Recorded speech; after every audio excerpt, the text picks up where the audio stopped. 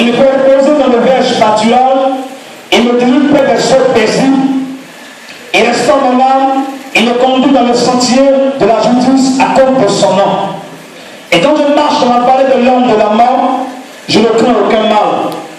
Car tu es avec moi. Ta houlette et ton bâton me rassurent. Tu dresses devant moi une table en face de l'adversaire. Tu conduis ma tête et ma coupe de bord. Oui, oui, le bonheur, la grâce m'accompagneront tous les jours de ma vie. Et j'habiterai dans la maison de l'Éternel jusqu'à la fin de mes jours. Alléluia. Alléluia. Alléluia. David est en train de dire quelque chose de fort ce soir. Et quelque chose qui bénit mon âme, quelque chose qui bénit mon esprit. La Bible dit, l'Éternel est mon berger, je ne manquerai de rien. Alléluia. Comment l'Éternel peut être ton berger pour que tu ne manques de rien? Mais l'Éternel peut être ton berger parce que ce soir, s'il ne l'est pas, je ne sais pas qui peut garder cette bergerie-là. Tout à l'heure, pour introduire, j'avais dit dans Jean 10, verset 10, qu'il y a quelqu'un, je ne connais pas son nom, je ne connais pas sa tête, sa généalogie, mais cette personne ne vient que pour dérober, ne vient que pour voler, ne vient que pour égorger. Mais lui, il vient pour donner la vie en abondance, pour donner la vie dans la restauration, la vie dans la gloire. Et il s'appelle Jésus-Christ de Nazareth. Et si cette personne-là est ton berger, il prend la peine, il prend le temps de soigner tes plaies, il prend le temps de réparer tes brèches, il prend le temps de t'aider. Alléluia. C'est pourquoi il fait que cette personne soit ton berger, pour ne pas que quelqu'un d'autre soit ton berger. Parce que beaucoup d'entre nous, des gens, sont des bergers pour eux. Et quand je parle des gens, peut-être que tu as fondé ton espoir sur la vie de quelqu'un, tu as fondé ton espoir sur ton mari, sur ta femme, sur ton oncle à Paris, sur ton nom, peut-être je ne sais où. Mais ces gens peuvent t'abandonner. La Bible dit dans Jérémie de ne pas se fonder, de ne pas se focaliser sur une personne. Parce que l'homme, que peut faire un homme?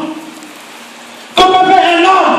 Jordan dit, un homme est comme une poussière. Un homme est comme quelqu'un qui marche. Il ne sait même pas quand le souffle sera ôté. Il ne connaît ni l'heure, qui connaît le jour de son jour de décès. Personne. Et ce n'est pas à cette personne que tu vas te focaliser. Le jour où cette personne va te trahir, tu vas donner tout ton temps, tu vas donner toute ta vie en train de lamenter, en train de pleurer. Alléluia. C'est pourquoi ce soir, il y a quelqu'un qui veut être ton berger. Accepte que cette personne en soit ton berger.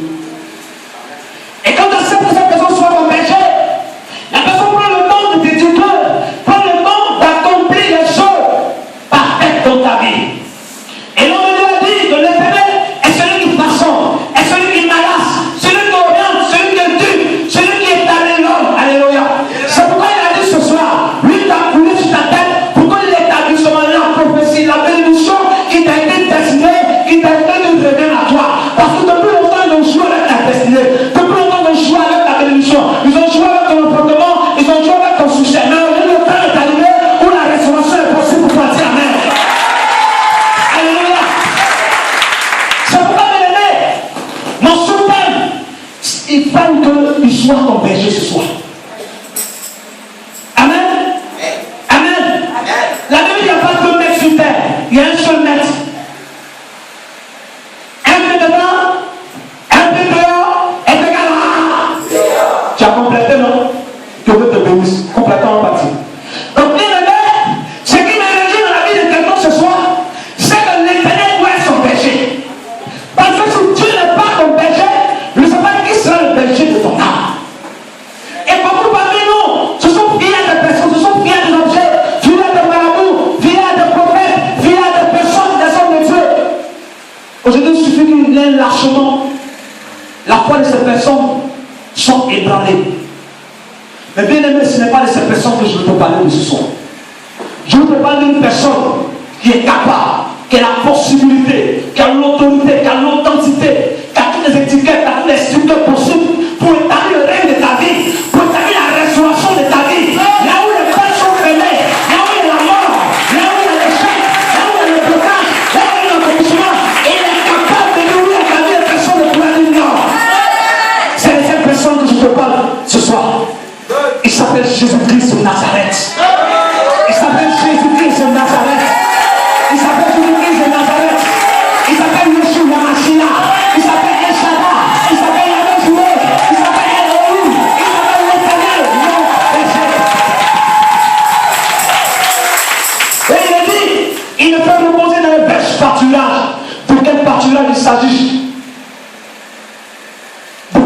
message ce soir.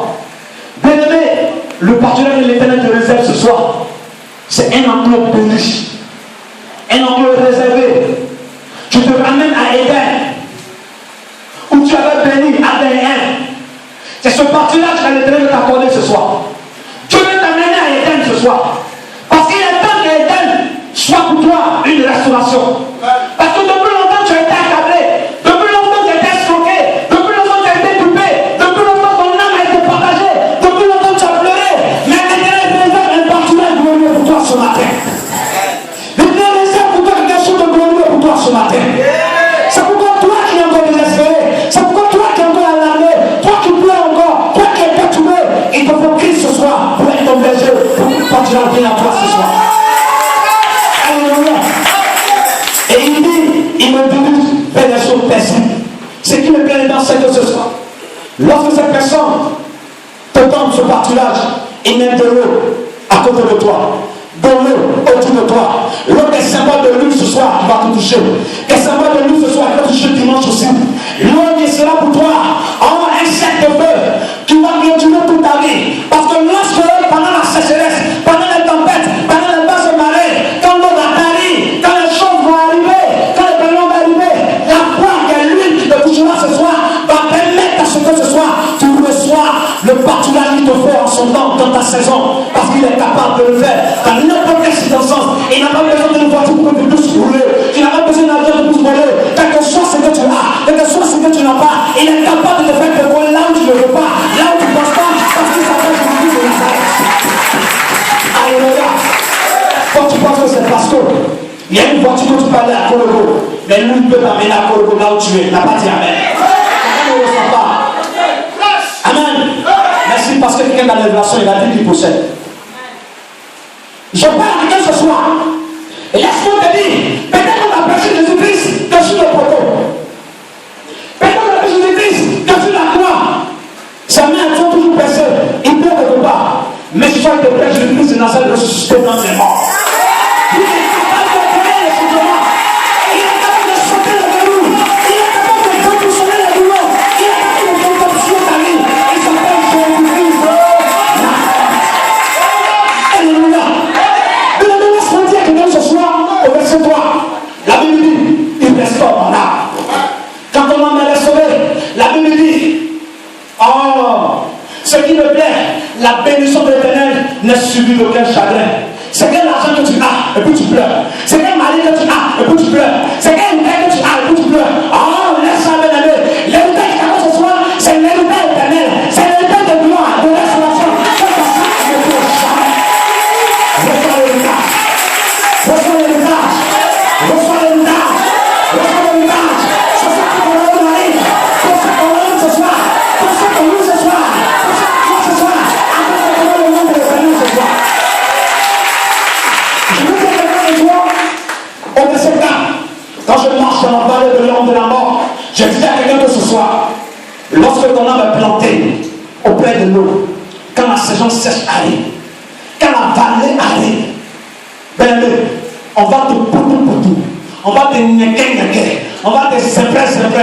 Je suis calé, crambo, popo, ça ne me touche pas, parce qu'en avant Jésus est devant. Alléluia. En avant Jésus est devant. Quand tu regardes devant, quand tu avances, elle parle. Mais quand tu avances, elle parle. Quand tu avances, ils vont parler. Les gens vont parler, ils vont retourner un jour. C'est le temps de retourner, dis Amen. C'est le temps de retourner, dis Amen. C'est le temps de se lever et dire, tu n'as pas dit Amen. Alléluia. La Bible dit dans le livre de Jérémie que les trucs dont on fait le ciel, la terre vont disparaître dessous. Tu n'as pas dit Amen. Je dis à ces personnes, ils n'ont pas créé le ciel. Ils n'ont pas créé la terre. Ils se disent maître de terre, maître du ciel.